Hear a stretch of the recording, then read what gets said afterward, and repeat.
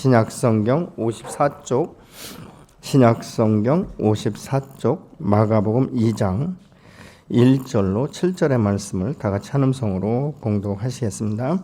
수일 후에 예수께서 다시 가버나움에 들어가시니 집에 계시다는 소문이 들린지라 많은 사람이 모여 문 앞까지 들어 설 자리가 없게 되었는데 예수께서 그들에게 도를 말씀하시더니 사람들이 한 중풍병자를 4사람에게 메워 가지고 예수께로 올세 무리들 때문에 예수께 데려갈 수 없으므로 그 계신 곳에 지붕을 뜯어 구멍을 내고 중풍병자가 누운 상을 달아내리니 예수께서 그들의 믿음을 보시고 중풍병자에게 이르시되 작은 자야 내 제사함을 받았느니라 하시니 어떤 서기관들이 거기 앉아서 마음에 생각하기를 이 사람이 어찌 이렇게 말하는가 신성 모독이로다 오직 하나님 한 분 외에는 누가 능히 죄를 사하겠느냐. 아멘.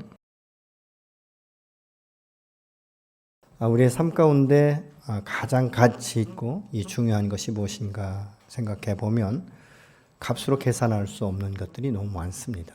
그 모든 것들이 하나님께로부터 온 것은 더 우리가 확고하게 알 수 있게 되는 것이죠. 공기를, 호흡을, 햇볕을, 어떻게 달과 이 모든 하늘의 아름다운 구름과 이런 이 모든 것들이 굉장히 아름답습니다. 이것을 우리가 어떻게 돈으로 계산할 수 있고 돈으로 살 수가 있겠습니까?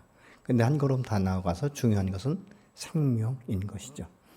내가 육체를 가지고 호흡할 수 있는 것도 하나님의 전적인 은혜이고 내가 육체의 나그네 길을 마치고 나면 영원한 생명의 길을 갈 수 있는 영원한 천국에 대한 소망을 주신 것도 하나님의 전적인 은혜인 것이죠. 그렇기 때문에 이 세상 가운데 돈으로 살 수 없는 것은 하나님께로부터 온 것을 우리가 인정할 수밖에 없는 것이고 이것을 우리가 누릴 수 있는 것은 믿음으로 취할 때만이 누려지게 되는 줄로 믿으시기 바랍니다. 우리의 육신의 이 생명이 이 땅 가운데 오기 위해서는 하나님께서 때에 맞게 그 모태의 태문을 여시고 그 안에 잉태케 하셔서 10개월 동안 모든 것들을 이 땅 가운데 살아갈 수 있는 것을 준비케 하는 그 기간들을 갖지 않습니까? 그 준비의 기간이 끝나면 하나님께서 이 땅 가운데 육신을 입고 우리를 태어나게 하시는데 그 어머니의 그 모든 것들은 생명을 걸고 출산의 고통을 경험하는 것을 봅니다. 우리가 거저 나서 거저 크는 것 같지만 이 부모들은 이 자기의 생명을 내놓고 그래서 지금은 그렇지 않지만 옛날에는 출산의 때가 가까우면 신발을 바라보면서 내가 과연 이 신발을 다시 신을 수 있을까 하는 그런 생각을 가지고 들어갔다라고 말씀합니다. 근데 힘써서 마지막 안간힘을 다 써서 출산할 때 아이의 울음소리와 함께 깊은 안도의 한숨과 함께 기쁨이 있지만 그 어머니의 모든 뼈들은 뒤로 물러나서 어떻게 손 하나 까딱할 수 없을 만큼의 그 고통의 산고가 있는 것을 알고 있지 않습니까? 근데 그 이유가 무엇입니까? 사랑이라는 것 때문에 자기의 생명을 아낌없이 내어주는 것이죠.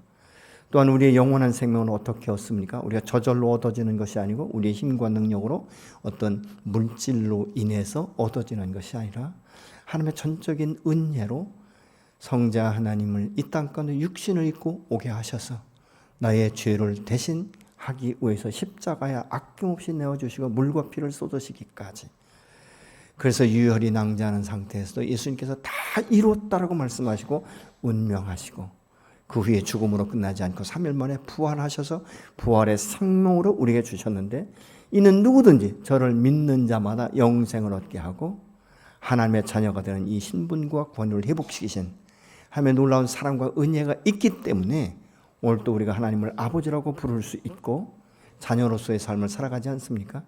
그래서 내가 살아도 천국이고 죽어도 천국을 우리 마음 가운데 모시고 사는 줄로 믿으시기 바랍니다. 뿐만 아니라 하나님은 한 번 선택하시고 방치하시는 것이 아니라 평생을 나와 함께 동행하시고 붙들어 주시고 인도하시는 이런 역사가 있는 것이죠. 그래서 믿음의 사람, 거듭난 사람은 다른 영혼을 바라볼 때 사랑하는 마음과 긍휼히 여기는 마음을 우리가 품어야 되는 줄로 믿으시기 바랍니다. 오늘 성경 본문에 보면 한 중풍병자를 4명이 데리고 옵니다. 그런데 4명이 예수님 앞에 이 한 중풍병자를 메고 오는 이 이유와 목적이 있다면 그가 치료받고 회복되어서 정상적인 삶을 살기 원하는 마음이 있기 때문에 그렇지 않습니까? 이 예수님께서 1장에 보면 각색 병든 자를 치유하셨다라고 말씀합니다. 누구든지 예수 앞에 오면 믿음으로 그 앞에 설 때 그 말씀이 떨어지고 아멘으로 화답할 때 치유와 회복의 역사가 있어진 줄로 믿으시기 바랍니다. 여러분, 연루의 혈투증을 앓던 이 여인은요, 이 세상 가운데 안 해본 것이 없습니다. 근데 마지막 희망이 무엇이었죠? 예수라는 그분을 만나서 그분의 옷자락만 만져도 내가 치유받겠다는, 회복되겠다는 이 작은 소망이 그에게 큰 믿음을 일으켰고,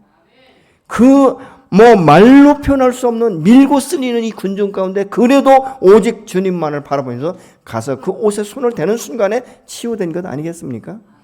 1장에 보면 뿐만 아니라 납병 환자를 치료하시면서 예수님께서 분명하게 말씀합니다. 왜 그랬는가 보면 예수님의 때가 아직 이르지 않았던 것 같습니다. 너는 이 치유를 받은 후에 밖에 나가서 내가 너를 치유했다는 말을 하지 말라고 말합니다. 그런데 사람이 말이죠, 안 할 수가 없어요. 특히 납병은 밖으로 드러난 것 아니겠습니까? 그래서 가족과도 분리된 이런 상태의 삶을 살다가 예수님을 만났는데 이게 치유가 됐으니까 사람들이 묻지 않겠습니까? 야, 너 납병 환자인데 어떻게 나았어? 그러면 그냥 어떤 분이 치료해줬어, 이게 아니잖아요. 내가 어떤 분을 만났는데 그분이 이렇게 말씀하셨고 내가 그 말대로 믿었더니 이렇게 치유됐다고 말하는 것이죠. 그러니까 이 소문이죠, 바람결을 타고 전국 방방곡곡에 다 퍼지니까 전국의 각색 병자나 예수님을 만나고 싶은 사람들이 얼마나 많이 몰렸는지. 그래서 예수님께서 그 소문이 나니까 이 가버나움에 올라오시지 않습니다. 근데 이제 한적한 곳에 계신데 또 그곳에 계시다는 소문만 듣고 사람들 그곳으로 몰렸는데 수일 후에 예수님이 가버나움의 한 가정 가운데 방문하신 것을 오늘 본문을 통해서 알 수 있습니다. 근데 이 소문을 듣고 이 중풍병자의 주변에 있던 이 사람이 이 중풍병자를 얼마나 사랑했든지 4명이 모여서 이렇게 말합니다. 우리가 소문에 들은 것처럼 예수 선생을 만나면 이 친구가 나을 수 있겠다라는 이 믿음이 생기기 시작한 것이죠. 그러니까 그럼 우리 같이 하자. 여러분, 중풍병자를 혼자 업고 올 수는 없었던 것 같아요. 그러니까 4명이 함께 한 마음이 된 것 아니겠습니까? 여러분, 이 중에 한 명이라도 데리고 오다가 불평과 원망이 생기면 이 목적지까지 도달할 수가 없는 것이죠. 근데 이들은 한 목적, 한 가지의 그 소망이 있었는데 그 영혼을 사랑하는 마음, 치유되겠다는 믿음, 이것 하나 때문에 예수님이 계신 그곳 가운데 멀리 지금 오고 있는 것이죠. 그런데 막상 와보니까 줄 서서 무슨 지금 대기표를 주는 것도 아니고 얼마나 사람들이 많이 운집했는데 그 문 앞에 말이죠, 도저히 뚫고 들어갈 수가 없는 거예요. 혼자도 들어갈 수 없는데 4명이 어떻게 이 환자를 메고 그곳을 뚫고 들어가겠습니까? 여러분, 말이 그렇지, 여기 급한 환자요 이런다고 해서 사람이 물러납니까? 절대 안 물러나죠. 왜냐하면요, 내 병이 더 중하게 생각하거든요. 그래서 예수님은 만나면 치료된다는 확신이 있는데 누가 그 앞자리를 내주겠습니까? 그러니까 이게 장애물인 거예요. 여러분, 우리가 장애물을 만날 때 많은 사람들이요, 중간에 포기하는 이유 중에 하나가 뭔지 아십니까?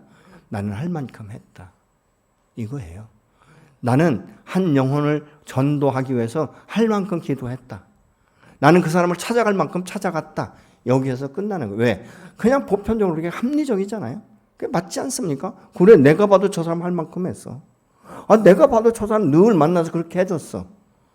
이젠 포기해도 누구도 아마 말 못할 거야. 이렇게 이야기가 참 쉽습니다. 그러나 예수 안에서 한 가지 분명한 목적, 이 표대가 있는 사람은, 꿈과 비전이 있는 사람은 결코 포기할 수 없게 되는 줄로 믿으시기 바랍니다. 왜냐하면 그 꿈을 주신 이도 그 비전을 주신 이도 여호와 하나님이시라면 반드시 이룬다는 사실이 있기 때문에 그런 것입니다. 그것은 내가 지금까지 전무후무한 것들을 내가 처음 경험하는 것이 아니라 성경에 기록된 인물들의 삶을 보면 얼마나 이 우여곡절이 많은지 말이죠. 야, 세상에 저런 질병을 품고 어떻게 살 수 있었는가? 어떻게 베데스다 연못가에서 38년 동안이나 이 환자가 기다릴 수 있는가? 야, 나 같으면 벌써 지레 죽었겠다. 여러분, 우리가 통증이 조금씩 오면요, 처음엔 견딥니다. 근데 이게 통증이 심화되면요, 나중엔 견딜 수 없는 거예요. 그러니까 사람들이 어떤 고백하는지 아십니까? 이렇게 아플 바에 차라리 죽는 게 낫겠다. 이런 한탄에 섞인 말들을 많이 하는 거예요. 그게 왜 그렇습니까? 내가 참을 만큼 참았다, 이런 이야기 아니겠습니까? 근데 갈라디아서 5장 6절의 말씀을 가지고 보시겠습니다. 그래서 예수 안에서 할례나 무할례나 효력이 없으되 사랑으로서 역사는 믿음뿐이다. 이 얘기가 무슨 얘기냐면요, 사랑으로 역사는 믿음은 그 사람의 할례를 받았거나 안 받았거나 그게 문제가 아니라 사랑 하나 때문에 그 일을 성취하는 데까지 간다는 거예요. 여러분, 사랑은 섬김과 헌신과 이렇게 이런 일에 대해서 대가를 요구하지 않아요. 근데 대가를 요구하는 사람들은요, 그만큼 사랑이 부족한 거예요. 저는 저희 어머니가 이게 10남매를 낳았는데 다 6명이 홍역으로 다 죽었어요. 다른 병이 아니라 홍역으로. 저도 이제 뭐 3살 때 죽다 살았는데, 항상 제 어머니가 저를 성장할 때 보면요, 막내이다가 몸이 약하니까 얼마나 많이 저에게 잘해주셨는지 몰라요. 필요한 거 다 공급하시고, 그러면서도 한 번도 제가 듣는 데서 내가 너 때문에 죽을 고생을 다 하고 있다, 이 말씀 해본 적이 없습니다. 어떻게 하면 내가 막내에게 더 잘해줄 수 있을까? 어떻게 하면 내가 막내에게 더 많은 배려를 할 수 있을까? 막 이 여름에 갑자기 비가 쏟아지면요, 그 낮에 일하신 그 옷을 입고 우산을 들고 한 1km 정도를 걸어 나오시는 거예요. 걸어 나오셔서 제가 차에서 내면 막내야, 그리고 꼭 우산을 세우고 오시고, 어머니 안 오셔도 돼요. 그냥 내가 맞고 들어가면 되죠. 그렇게 말씀을 드려도 다음에 비가 올 때는 어김없이 저희 어머니 우산을 들고 나오시는 것을 봤습니다. 왜 그렇습니까? 사랑인 거예요. 사랑이 없다면 그렇게 할 수 없는 것 아니겠습니까? 지금 이 4명의 사람은 한 마음으로 한결같은 한 목적지를 향하여 중풍병자를 지금 메고 온다는 사실을 우리가 볼 수 있게 되는 것이죠. 여러분, 사람이 좋은 일을 할 때, 선한 일을 할 때는 장애물이 생기면 안 돼요. 어떻습니까, 여러분? 그렇지 않습니까? 나를 위한 것도 아니고, 남을 위해서 내가 지금 돈 받고 하는 것도 아니고 자원해서 하고 있는데 어려움이 생긴다면 그만둘 수 있는 것이 보편적인 것 아니겠습니까? 저 사람도 할 만큼 했어. 그렇지 않습니까? 근데 우리가 하나님의 일을 하고 선한 마음을 가지고 하고 영혼을 사랑하는 마음으로 해도요, 장애물은 곳곳에서 터져나오게 되어 있습니다. 근데 이 장애물을 만날 때 우리가 어떻게 대처하는가는 그 결과가 달라지는 것들을 우리가 볼 수 있게 됩니다. 지금 이 4사람이 중풍병자를 데리고 왔지만 예수님도 이 사람에 대해서 인적을 물어보지 않고 이름을 물어보지 않습니다. 성경 어디를 봐도 이 사람이 어떤 사람이라는 것이 나와 있지 않습니다. 그러나 예수님께서 이 중풍병자를 치료하실 땐 이 사람들의 믿음을 보시고 치료하셨다라고 말씀하고 있죠. 우리가 백부장을 보면요, 그 하인이 병들었을 때, 여러분, 하인은 그때 당시에는요, 마치 무슨 물건과 같았어요. 팔든지 뭐 죽으면 갖다 묻어버리면 그만이거든요. 가치 없는 것이 그 당시에 하인이었습니다. 근데 이 백부장은 그 하인이 병들었을 때 내가 소문에 듣기에 예수라는 선생을 만나면 어떤 병이든지 치유된다는 것을 듣고 알고 믿었기 때문에 예수님 앞에 나옵니다. 나와서 하는 말이 무엇이죠? 주님, 내 집에 하인이 병들어 누워 있는데 당신이 말씀만 하시면 치유될 수 있겠습니다. 이렇게 말하니까 예수님께서 이렇게 말합니다. 내가 지금까지 이스라엘 백성 중에서 이만한 믿음을 가진 사람을 보지 못했다라고 말씀하시면서 내가 너희 집에 가겠다. 자원해서 말씀하셨어요. 여러분, 그러면 우리가 보편적인 사람이면 춤을 추며 하나님 정말 최고입니다, 주님. 역시 당신 내가 소문을 듣던 대로 사랑이 많고 자비와 긍휼이 있으신 분입니다. 이렇게 말할 수 있는데 백부장은 그렇게 말하지 않습니다. 아니요, 주님. 주님이 저희 집에 오시는 것을 제가 감당할 수가 없사오니 여기서 말씀만 하시면 내 집에 있는 하인이 낫겠습니다. 내가 군대 장관이지만 내 위에도 상사가 있고 내 밑에 부하가 있습니다. 내 상사가 말하면 내가 그곳에 불려가고 내 부하들에게 말하면 부하들이 내 말대로 내 앞에 줄을 섭니다. 당신이 말씀만 하시면 되겠습니다라는 그 말씀을 말할 때 예수님께서 내 믿음이 내 하인을 치료했다 이렇게 말씀하고 있지 않습니까? 이것이 예수의 이름의 권세인 줄로 믿으시기 바랍니다. 오늘 이 사람들은요, 그거에 대해서 너가 치료되면 우리에게 이런 대가를 지불하고 평생 너 나 잊으면 안 돼. 이런 얘기 아닙니다. 단순한 거예요. 사랑하기 때문에. 그가 치료되고 회복되어서 정상적인 삶을 사는 모습을 보고 싶은 것 하나 때문에 그런 것이죠. 사랑은 계산하지 않습니다. 사랑은 기쁨과 감사와 감격이 있게 되는 것이죠. 하나님이 우리를 얼마나 사랑하셨으면 당신의 독생자의 생명을 아낌없이 내어주실 만큼 당신의 사랑을 우리에게 표현하셨겠습니까? 오늘 본문의 중풍병자를 데려온 사람들은 자신을 나타내는 것, 그것이 우선순위가 아닌 것이죠.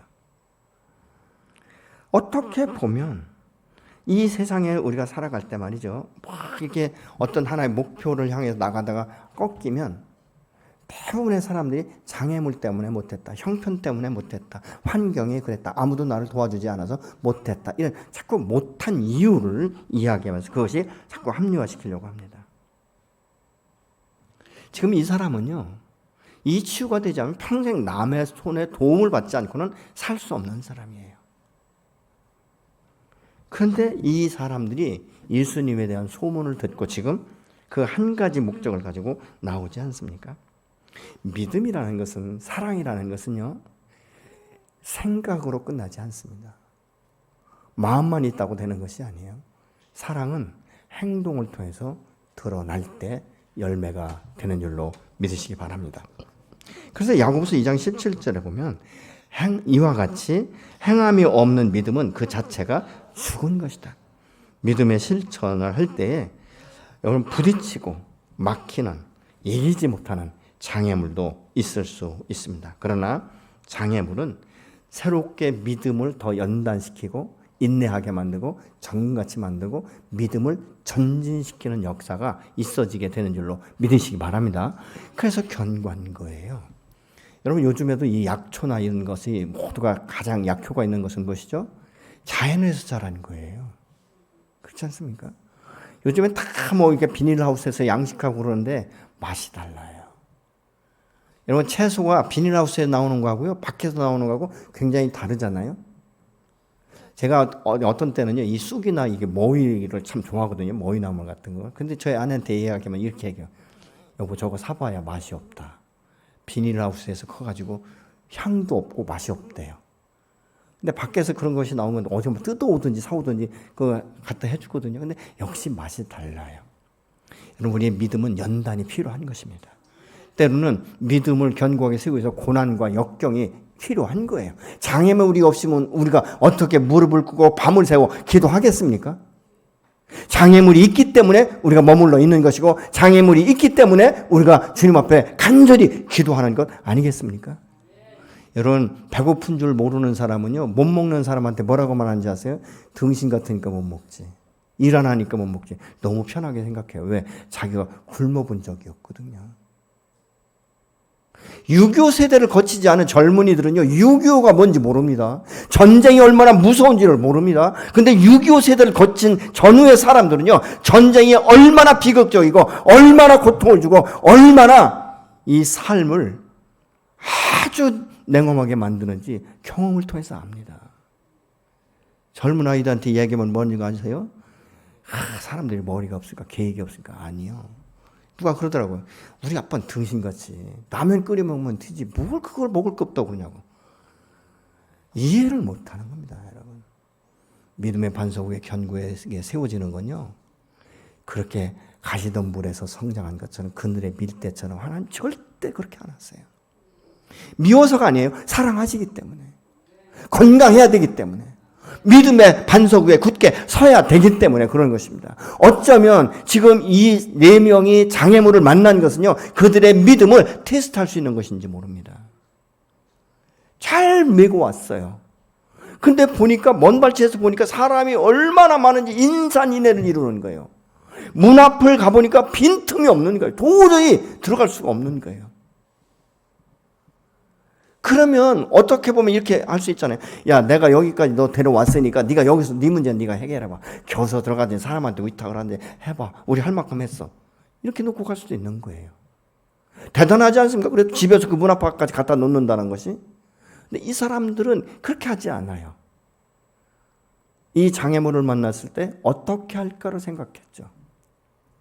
그리고 여기에 들어갈 수 있는 것은 지붕을 뚫는 수밖에 없다. 왜냐하면 그때 당시 지붕은요, 지금처럼 이것이 아니라 흙으로 만들어진 지붕이기 때문에, 그리고 평평했어요. 뭐 우리나라처럼 이게 뭐 이렇게 각을 세우고 이런 게 아니에요. 그러니까 올라갔죠.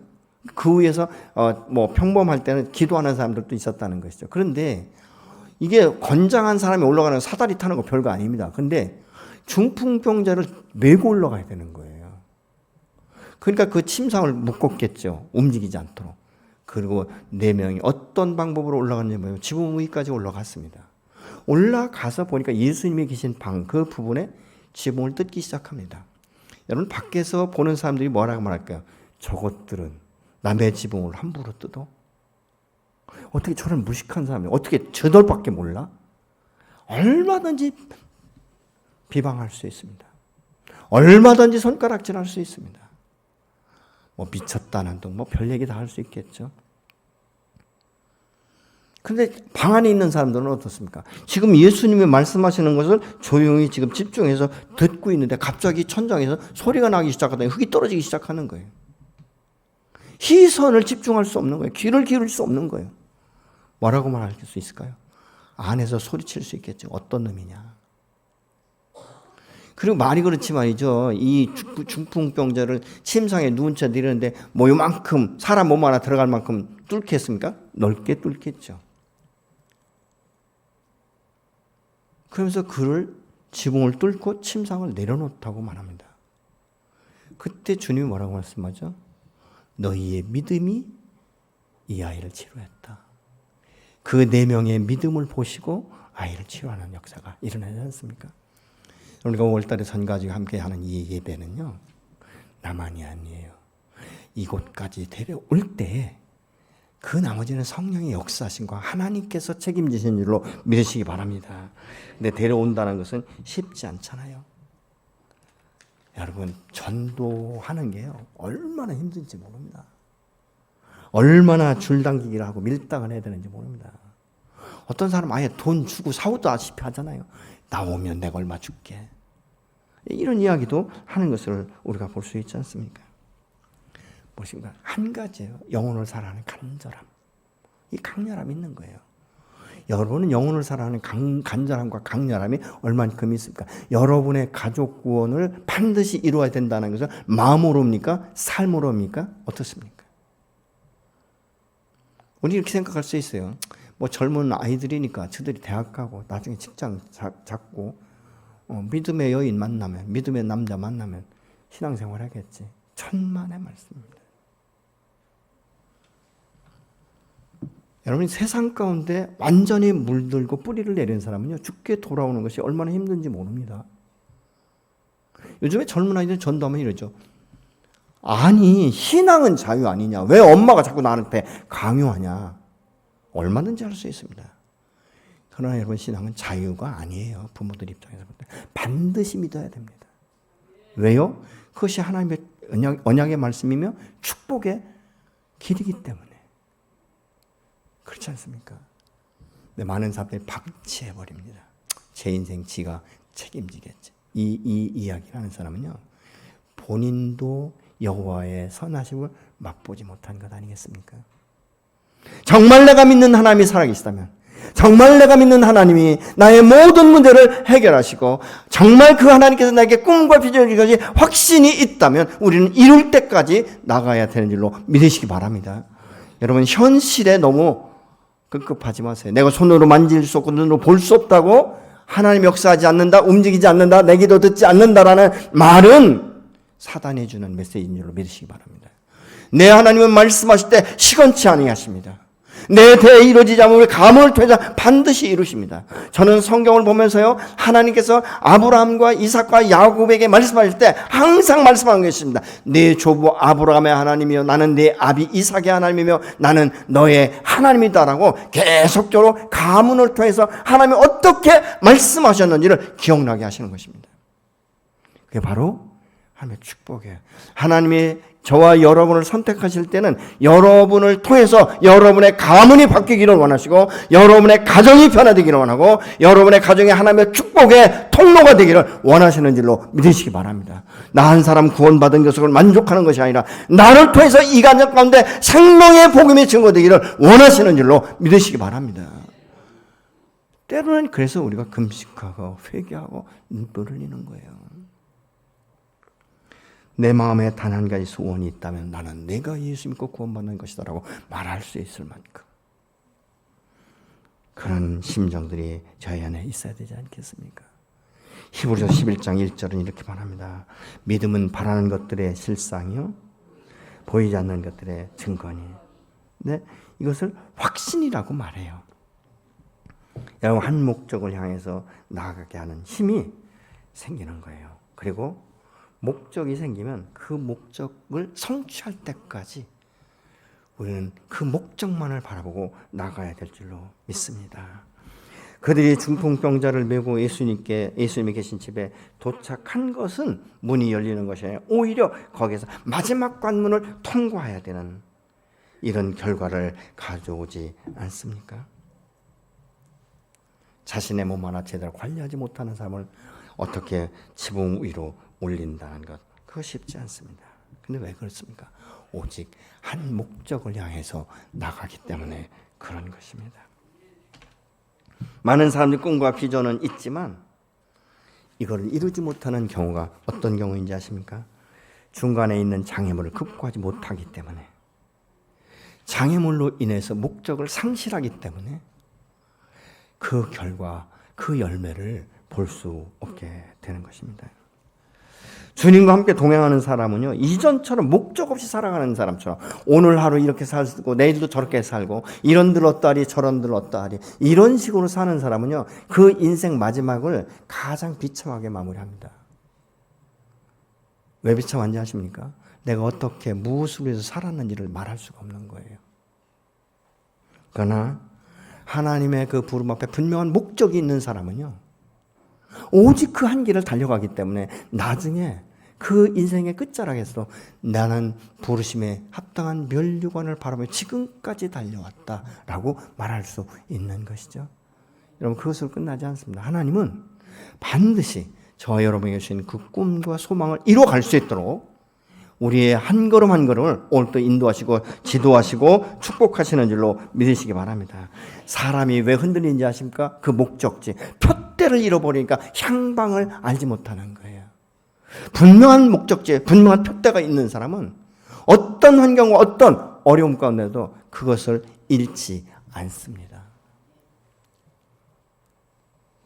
저는 시골에서 성장했기 때문에 우리 아버님이 밭을 갈 때 1000평을 갈더라도 얼마나 똑똑하게 가는지 모릅니다. 그래서 저희 마을에서는 아무개는 얕은 밭을 갈 때 얼마나 그렇게 반듯하게 가는지 도저히 이해가 안 된다, 이렇게 말씀하세요. 한번 제가 여쭤봤어요. 아버지, 어떻게 이렇게 이 1000평이나 된 이 밭을 어떻게 똑똑하게 갈 수 있습니까? 그랬더니 이렇게 말씀하시는 거예요.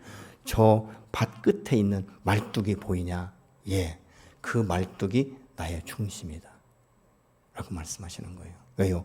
그 말뚝은 움직이지 않기 때문에 그걸 중심으로 해서 갈아 나간다라는 말씀을 하시더라고요. 여러분, 한 영혼을 살아가는 것은 쉽지 않습니다. 그래서 장애물을 극복하고 넘어서야 되는데 이것은 나의 힘으로 능으로 될 수 없어서 여호와의 신으로 성령의 도우심과 역사심이 반드시 있어야 될 줄로 믿습니다. 왜요? 이 영혼을 붙들고 그가 치유되고 그 영혼이 주님 나라에 함께하기를 원하는 그 소망이 그 어떤 것보다 간절하기 때문에 그렇게 갈 수 있는 것이죠. 여러분, 그들이 장애물을 극복하는 데는 그 자신들이 아닌 중풍병자를 향한 마음이 있었던 거예요. 강렬히 여기는 마음, 사랑의 마음이 있었기 때문에. 그래서 진정한 사랑은요, 자기중심적이 아니라 이타적인 거예요. 그래서 예수님께서 우리를 사랑하시기 때문에 자기를 위한 것이 아니라 죄인들을 위해서 자기의 생명을 아낌없이 내어놓으신 줄로 믿으시기 바랍니다. 장애물은 그렇기 때문에 우리가 피하거나 포기할 수 있는 것이 아니라 돌파할 수 있는 것인 줄로 믿으시기 바랍니다. 여러분의 믿음의 상태는 어떻습니까? 어떤 분들은 그래요. 합리적이냐 아니냐, 이것이 이성적이냐 이렇게 이야기하는데요. 성경은요, 비합리적인 게 더 많습니다. 여러분, 말씀으로 천지를 창조하신 거 이해가 되십니까? 아니, 흙으로 사람을 만드시고 그 코에 생기를 불어넣으니까 생명이 되었다. 이해가 되십니까? 아니, 이스라엘 백성들이 그게 1, 20명도 아닌데 홍해를 갈라서 육지같이 건넜다. 아니, 모세가 1세니까 그렇다고 하더라도 그러면 그거를 봤던 그 여호수아는 어떻게 요단강을 건널 수 있는가? 어떻게 그 몸에 꺼두는 시기에 이 뚝방에 넘실대는 이 물을 보면서 법궤를 제사장들이 어떻게 먼저 들어가라고 말할 수 있는가? 어떻게 예수님이 내 죄를 위해 십자가 죽으시고 장사 지낸 지 3일 만에 어떻게 부활할 수 있는가? 이해가 되십니까? 이성적이십니까? 합리적입니까? 아니에요. 근데 놀라운 것은 무엇이죠? 믿을 때 그것이 이해가 됩니다. 믿을 때 그것이 의문이 해결되는 줄로 믿으시기 바랍니다. 여러분, 이것은 하나님의 약속이에요. 하나님의 방법인 것입니다. 여러분, 이것은 예수님이 이 땅 가운데 오신 것은요, 율법을 넘어서서 말씀하고 계신 거예요. 근데 그렇지 않은 사람은요, 이 서기관은 가만히 앉아가지고 꼴만 보는 거예요. 이 사람이 굉장히 소문이 났는데 어떡하나 보자. 그래서 이 사람이 딱 이렇게 이 들것에 들려 내려올 때 예수님께서 첫 마디가 뭐죠? 내 제사함을 받았느니라. 이게 말이 안 되는 거예요. 그러니까 이 서기관이 생각할 때 이건 신성모독죄다. 죄사함은 여호와 하나님만이 하실 수 있는 그 유일한 특권인데 어떻게 이 젊은이가 그 말을 할 수 있는가? 여러분, 예수님은 전지전능하시지 않습니까? 그 사람의 심정을 너무 잘 아시는 거예요. 이렇게 말씀하죠. 나 네 생각을 알아. 야, 그런데 내가 제사함 받는 것을 말하는 게 어렵냐? 육체의 질병이 나았다라고 말하는 게 어렵냐? 여러분, 보편적인 사람은요, 육체의 질병이 나았다고 말하는 게 더 어려운 거예요. 왜냐하면, 내가 제사함 받았다는 건 눈으로 볼 수 없는 거잖아요.